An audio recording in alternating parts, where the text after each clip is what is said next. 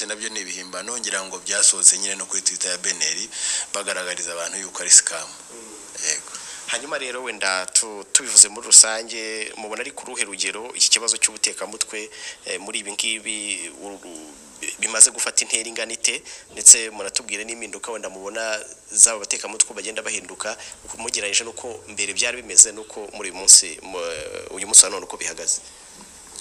Urakoze cyane ngira ngo wenda nkuko nari nabisobanuye mbere bagenda bahindura uburyo bakoresha ariko ikigaragara kandi bagahindura n'imbuga bagenda bakoresha bikitwa amazina menshi nk'ubu ngubu ushize twavuze icyo twita Pi Network ngira ngo tumaze no kubigaragaza hari abashinzwe abo bita ngo na pioneers mu Rwanda bakavuga bati Pi Network ayo ntirebwa n'ibyo by'ubutekamutwe kubera yuko ntinagusaba gushora nta kintu ushora ahubwo urinjira ukagura amapayi ubwo bavuga yuko abazaza nyuma bazajya bagurira aba mbere.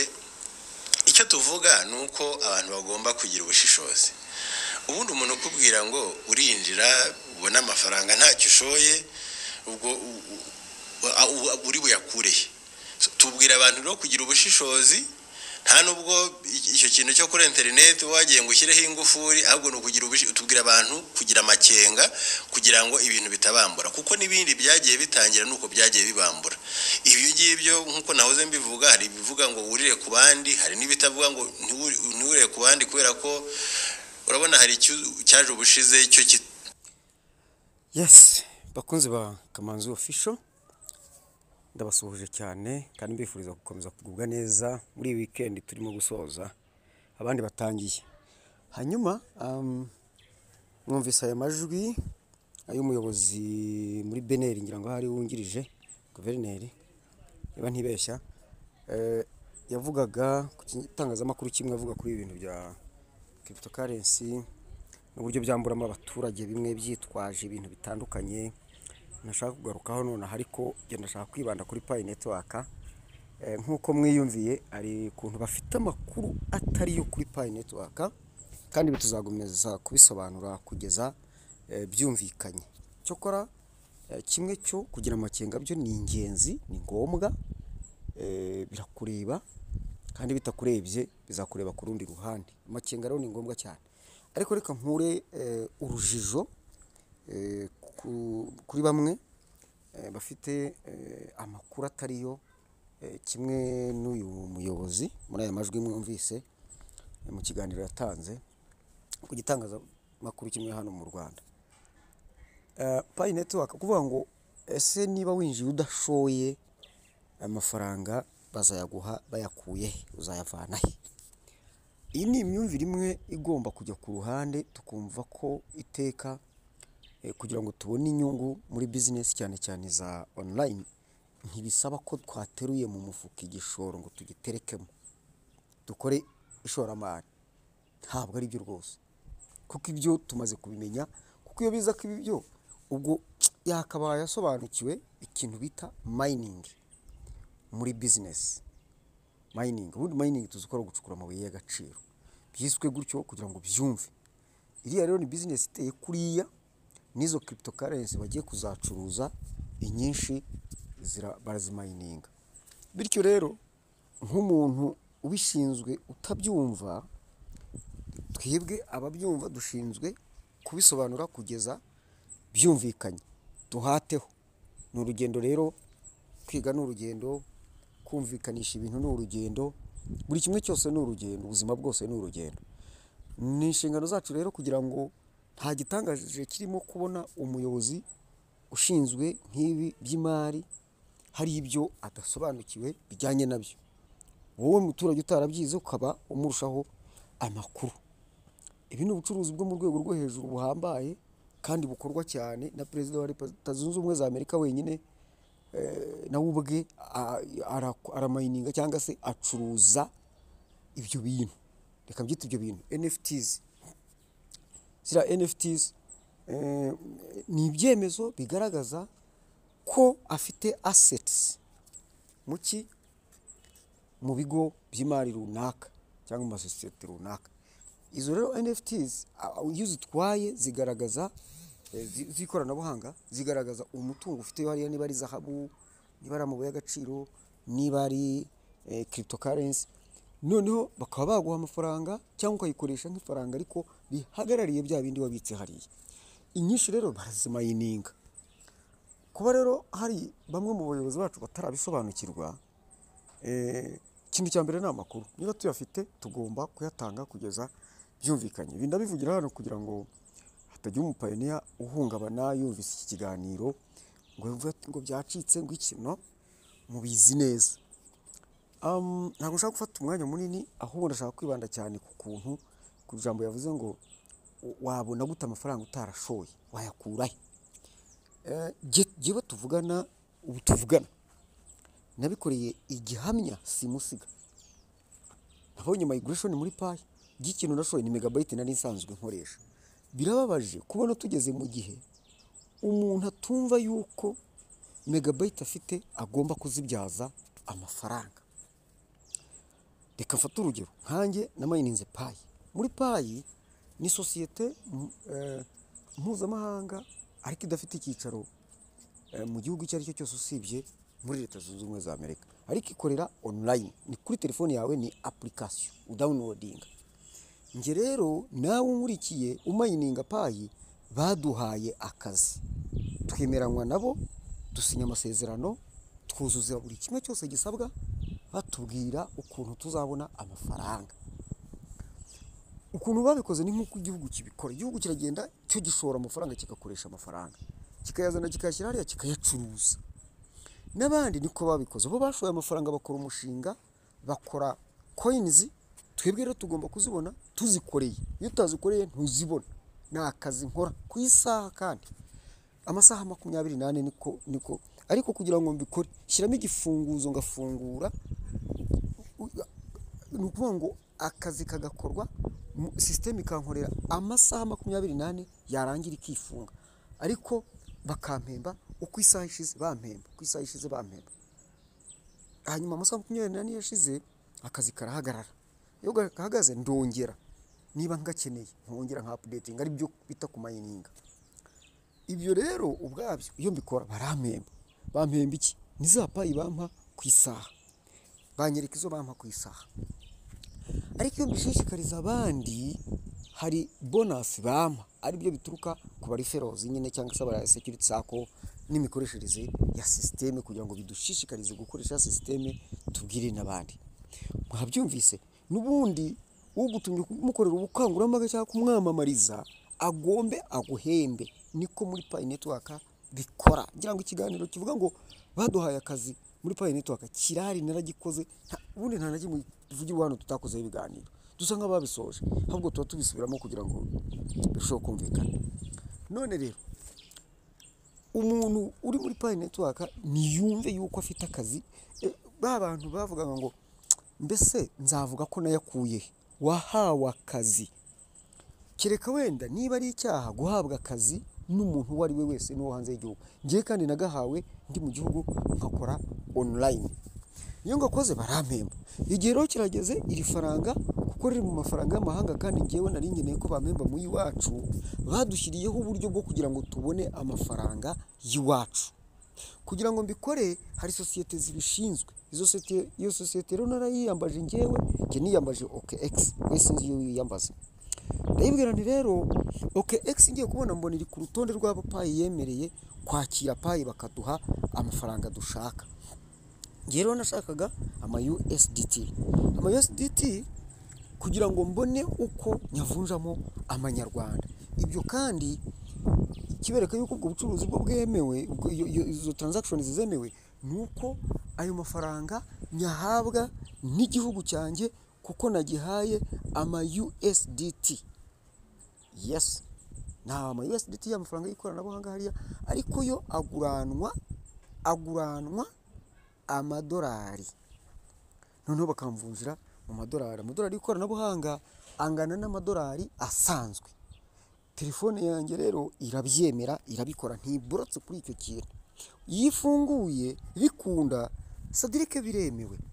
Wenda sindibuza n'ibiro hano kuko sindi nyiri umushinga, ariko umuntu amamagaye akamakazi cyangwa se amaye information, amaye amakuru, nkabona aratanga akazi nkagakora kuri telefone yanjye bigakunda kampemba bigaca mu nzira ziri muri iri koranabuhanga kugeza angezeho nta kibazo mbibonamo, ahubwo ikibazo ni uko nayabona sinyasorere. Dore rero ukuntu bigenda ubu nkanjye Kamanzi ukuntu ngiye kujya mbigenda cyangwa se ukuntu bigenda ariko ndayasorera. Ni ukuvuga ngo MTN ntishobora kuyampa cyangwa Airtel itakasemo ayigomba gukata kandi haba hakubiyemo n'umusoro. Ndongera ntanga urugero kuri YouTube ntabwo mu Rwanda ifitanye imikoranire na YouTube, ariko aba YouTubers turahembwa. Kibuka ejo bundi nagiye gufunguza konti barambwira ngo barasora. Baje ni kuki mudakuraho umusoro ariko bati turasora angahe barambwira ndavuga ntiyego sha ndavuga ariko ndumva ari make ugereranyije n'akamaro k'umusoro. Narababwiye hariya muri Ecobank ako cyantunguye bafungura konti y'amanyamahanga y'amafaranga y'amanyamahanga ni nayo baduhemba amadolari cyangwa se amayero. Kinafunguje amayero ariko buri kwezi barakata kandi iyo bakase bakatamo n'umusoro. Mubyumve neza iki kintu mu kanya barimo banyuzuriza mu ikoranabuhanga banyurijemo n'ibijyanye n'imisoro. Ahubwo ikiriho n'ikihe nuko leta y'u Rwanda itarahuza imikoranire na YouTube, bityo views z'abantu bo mu Rwanda gusa nubwo zaba nyinshi zishyura duke cyane kuko bataragirana iyo mikoranire, ariko ubundi bayifite twajya tubona menshi kandi tugasora bikagirira igihugu umumaro. Ariko nta mu YouTube barabaza ngo wayakuye hehe, kandi fishe nuzuza igaragaza aho nayakuye. Fishe nuzuza njya gufunguza konti, hanyuma hano muri payi imyirondoro nuzuza ni imyirondoro muri payi ntibashobora kukwemerera udafite kimwe mu byangombwa bitatu: uruhushya rwo gutwara ikinyabiziga, pasiporo cyangwa indangamuntu. Murumva yuko bakoresha icyangombwa cyemewe na leta y'amategeko yawe. Nabo ntago bashobora gukora ikindi, barwanya igihugu cyangwa umuntu ugaragarwaho ibikorwa by'iterabwoba n'iyeza ndonye, anti-money laundering, anti-terrorism. Ibyo bintu barabirwanya. Iyo kugira ngo bemeze KYC yawe nuko babanza gusuzuma ko nta rutonde uriho rw'ibyo bintu urangwamo cyangwa igihugu cyawe ko kitari ku rutonde rw'ibihugu bishyigikira iterabwoba. Murumva ko rero niba abayobozi bacu bafite amakuru adahagije kuri iki kintu cya Pi Network bagakomeza kukivuga amagambo atariyo, kukivuga amakuru, kugitanga amakuru atariyo, twebwe aba pioneers ni twebwe tugomba guhaguruka tukagaragaza Pi Network yariyo, kuko ni umushinga ngewe umpemba. Kugira ngo noneho mwumve kumpemba, je nafashe Pi nziha OKX impa amadolari nyavunja mu manyarwanda bayama kuri telefoni yanjye. Ibi ni ibintu nakoreye experience abo twari kumwe nimugoroba nkahugurwa nyamo nabiberetse. Ni ibintu byoroshye cyane. Rero niba nahembwe ngahembwa n'umuntu utakoreye hano iwacu ariko akampemba yamaye akazi kuri telefone, ibuzi telefone ubundi ntayibyaje umusaruro ni iki? Pioneers ni muhaguruke mutanga amakuru mu buryo buri bwo, abantu mureke kurundumukira mu bintu ngo byo gushaka views, ahubwo ni muvuge ukuri, abantu bamenye ukuri, kandi buri wese asobanure uko iki kintu atari scam. Kandi ikindi, nta hantu muri Pi bahamagarira umuntu uwo ari we wese gushoramo amafaranga. N'ababigerageje bavuze twarabimenye turabyamagana. Muri Pi nta muntu uhamagarirwa gushoramo amafaranga kuko nta wayanyuza, ntaho. N'ibyo kuvuga ngo bayatanga bayakuye he, mining niko ikorwa. Ubwo wabugiye nko kumbaza ngo mucukura amabuye y'agaciro mukayakuramo amafaranga, none se ayo mabuye y'agaciro abayavuye he? Twebwe rero Pi igereranywa n'amabuye y'agaciro, ni digital asset. Ni digital asset n'u Rwanda rurimo gutegura digital asset iriya CBDC, Central Bank Digital Currency. Ubuse bo aho ngaho twababaza bayikuye, ubwo bo bazabona ikwiye abanyarwanda bose bazaba bayikuye he? Bazaba bayiguza ngahe? Niba ari ishoramari, ni umushinga w'ishoramari bakoze, uko aho bazayikura naho n'abandi bubatse uwo mushinga bashoye amafaranga. ariko noneho bazana bakora igicuruzwa, bacura igicuruzwa bagicuruza ku bantu runaka. Abo bantu rero nibo batanga inyungu igiturukamo, sibyo? Nibo batanga inyungu igiturukamo kuko buri transaction yose ikozwe buri mupayiniya bamucaginga 0.01. Ikindi ndibutsa abantu ko igiciro cya payini kiratangazwa, kuba kitaratangazwa kiranditse muri systeme zayo, ibyo twarabibonye cyangwa abandi barabibona, ariko mu by'ukuri mu gihe kitaratangazwa turacyasa nk'abakoresha cya giciro cyo mu gihe cya unclosed mainnet cy'ubwumvikane. Niba rero tubonye platform ishobora kuduha amafaranga y'iwacu, ayo mafaranga y'iwacu yo irayafite, reserve irayafite yo gutanga, guha uyivunjishijeho wese, yo kuvunjisha irabyemeye online forex. Niba ibikora online, njyewe igashobora kuyama, njyewe irimo kunguranira amafaranga adakora mu gihugu cyanjye, ikampa akora mu gihugu cyanjye, ariko njye ayo mafaranga nayakoreye buri saha buri munsi. Iki cyumvikane neza. Ntabwo rero none se umuntu ugiye gukora akazi bakamuhemba wavuga ko yashoye iki? Buriya yashoye minervare kugira ngo agire ubwo bumenyi bakeneye mu kazi, arongera ashora itiki, none ukwezi iyo gushize agomba gukora ashyira minervare ku ruhande. Njyewe muzabase amafaranga yose nashoye muri payi kuri megabyte, bwakeye mu gitondo nyaha madamu, ndamubwira nti dore ngiki gishoro cyo muri payi mbanje kukiguha kijye ku ruhande. Ndabikoreye kugira ngo ndebe ko kuko bikunda, byarakunze. Rero payi abantu bafite amakuru atari meza cyangwa se adahagije, cyane cyane abayobozi bashinzwe iby'imari, ariko ibi tubivugira kugira ngo barusheho kumva ibyo ari byo. Nawe ubajije ngo waba uyakuye he? Jye narayakoreye, narahembwa. Nk'ubwo umukozi ukora bakamuhemba nta mafaranga yatariye mu mufuka ngo ayashore muri ako kazi, ntimwumve yuko urumva bamuhaye akazi, araza arakora, ukwezi gushize baramuhemba. Nanjye payi yampaye akazi, ariko ako kazi kugira ngo ngakore hari icyo nshora itike. Ibishoro biratandukanye, ntabwo ari uguterura ngo shora wunguke, no. Nje nshora kugira ngo ngere ku kazi, mbashe gukora ka kazi na accessing akazi. Nashoye megabyte rero amezi 39 yose ayo nayakuyemo. Ubwo muri make igishoro cyanjye narakirangije, ubu bindi bisigaye ngiye kujya njya ku nyungu gusa. Rero bampa amafaranga kubera ko bo ngiye ntayo mfite, nakoreye payi, kandi hari abafite amafaranga yo mu gihugu cyanjye uko bayabona nge simbizi, nimwe muyabaha, leta niyo yabaha niyibizi ko ntago bayiba. Hanyuma bakambwira bati none we duhe payi, niba ukeneye amafaranga y'u Rwanda duhe payi tuguhe amafaranga y'u Rwanda, kuko mu gihugu cyawe ntago payi nta hantu wapfa kubona yishyura, sibyo? Ariko muri community ya payi mu bapayoniers barimo gutegura aho tuzajya twishyura. Igihe rero ibyo bitaraza, nakwikenura, nakoresha icyo nshaka, nyavunjishije mu mafaranga y'iwacu. Njyewe sinjye ubikora, ahubwo nanjye nkuko bantumye gukora akazi niko nanjye mbatuma kunkorera akazi. Mbaye akazi ko kumfunjira, ahubwo mwayambonera bati turayabona, ngaho ni mu bakama nkabanzanye ubukungu mu gihugu gutyo. Yes, kandi ndasora, cyenda yasorera. Yes, mu byumve rwose nta kazi nakoze ndahembwa.